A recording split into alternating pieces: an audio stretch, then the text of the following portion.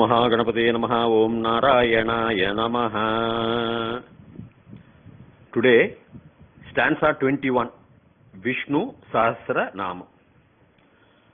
Marīcirdamanō Haṁsaḥ suparṇō bhujagōttamaḥ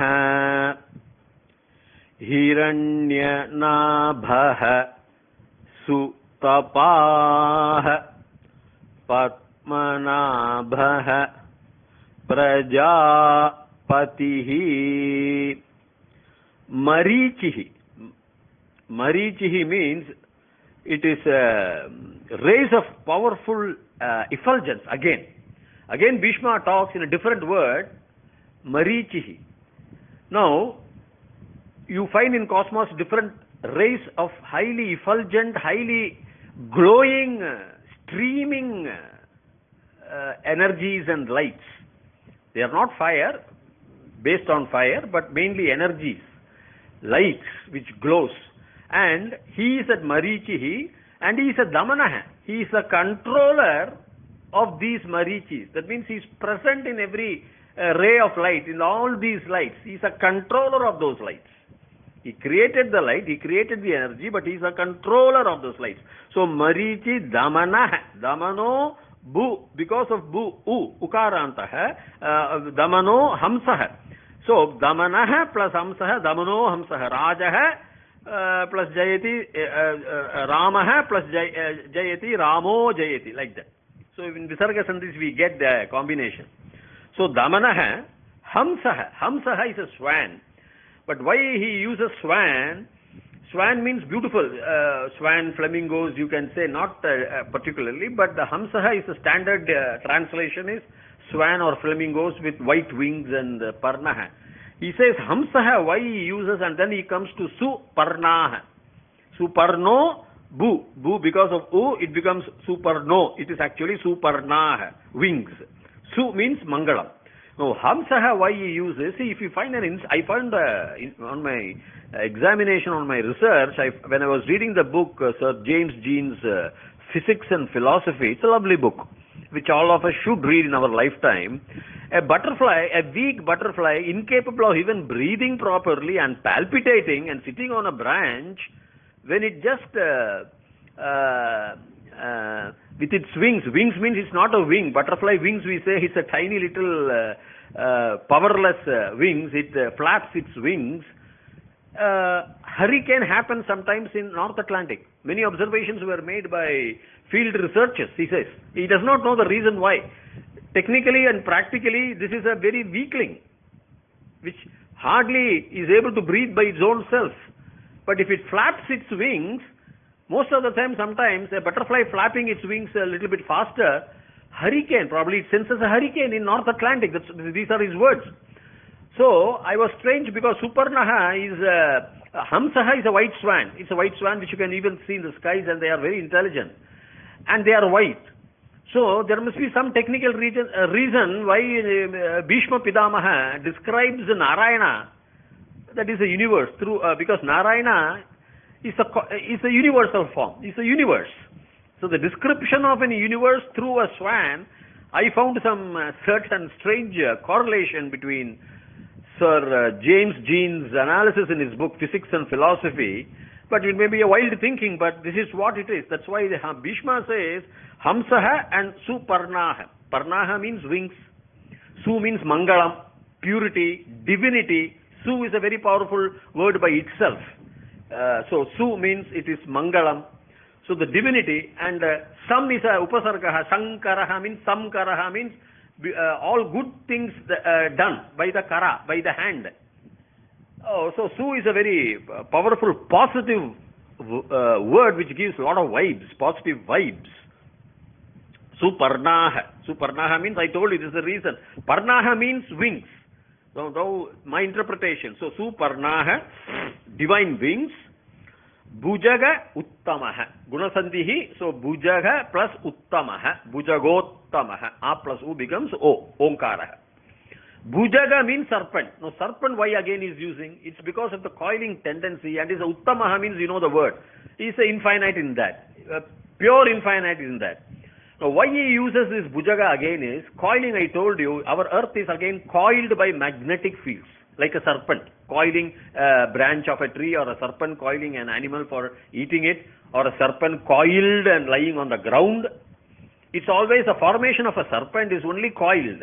It doesn't lie down straight like a 6-footer, like a stick. We have seen. It's a coil. This is its nature. And when even it is on the branch of a tree, it coils. And therefore, even a cobra, when it stings a rat, the rat dies and it coils and eats a little bit. So everywhere coiling, python coils. So the magnetic field coils. The magnetic field is around the earth. The magnetic field to protect from poisonous radiation, infrared radiation, not infrared but violet radiations, because there are certain radiations which are harmful to our health, and it coils around the solar system, magnetic fields preventing poisonous ultraviolet rays from entering and harming us. It coils the solar system. Outside the solar system, it's coiled. That's what the scientists say, especially if you go and see NASA scientists' beautiful explanations, Thaler and other things, even ISRO. It's a standard physics. Then it coils around, not only this, it coils around the entire Milky Way galaxy. And the beauty of it is, chakra also you can see, I will tell you when it comes. The beauty of this is, the coiling is effective. Coiling is effective, the magnetic field is effective, otherwise we will all be, if there is no gravity and if there is no magnetic field preventing all these ultraviolet harmful rays or something entering the earth, all of us it will be attacking our systems.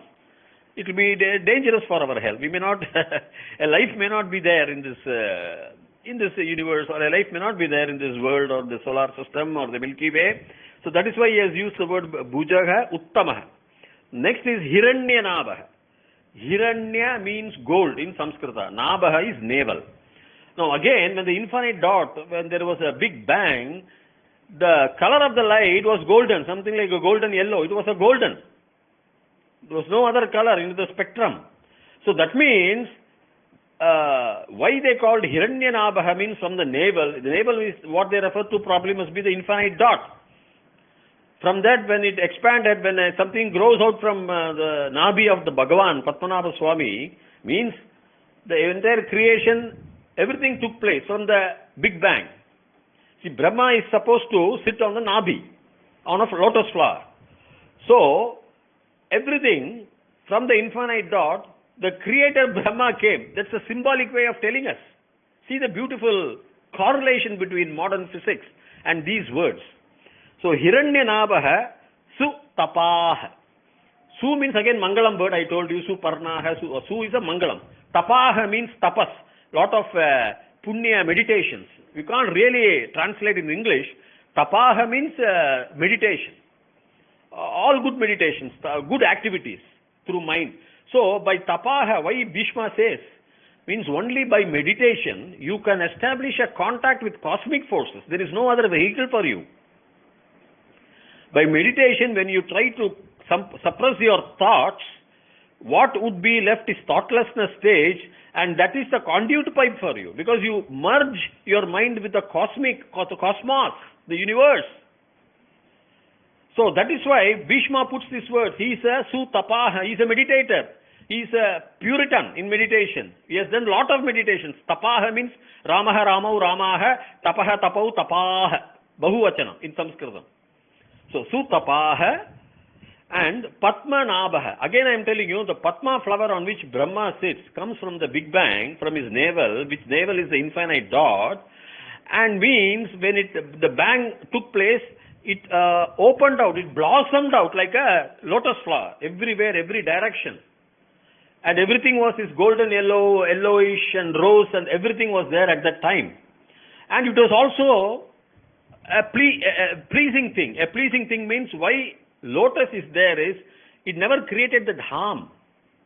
That's why we see, our sun can easily crash into another sun, the next sun, Proxima Centauri, but it doesn't crash.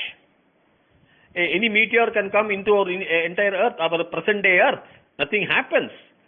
So God has given this energy for our rains, for our food, for our good existence, the beautiful oceans, the beautiful mountains, everything is beautiful only. Everything is padmanābhaḥ only. Everything is lotus flower only.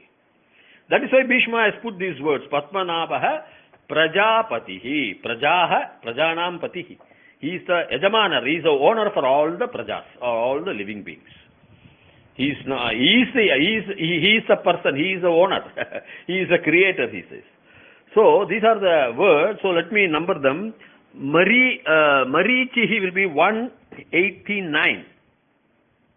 And then you get what is known as Damanaḥ 190, Haṁsaḥ 191, suparṇaḥ 192, bhujagōttamaḥ 193, Hiraṇyanābhaḥ 194, Sutapāḥ 195, padmanābhaḥ 196, prajāpati 197. Om Dirghāyushmān Bhava Dirgha Sumangali Bhava Sarvavyādi Nivarana Praptirastu Sarva Aishwaryam Abhivirdhir Bhavatu Sarva Mangalani Bhavantu Tadhastu Tadhastu Tadhastu.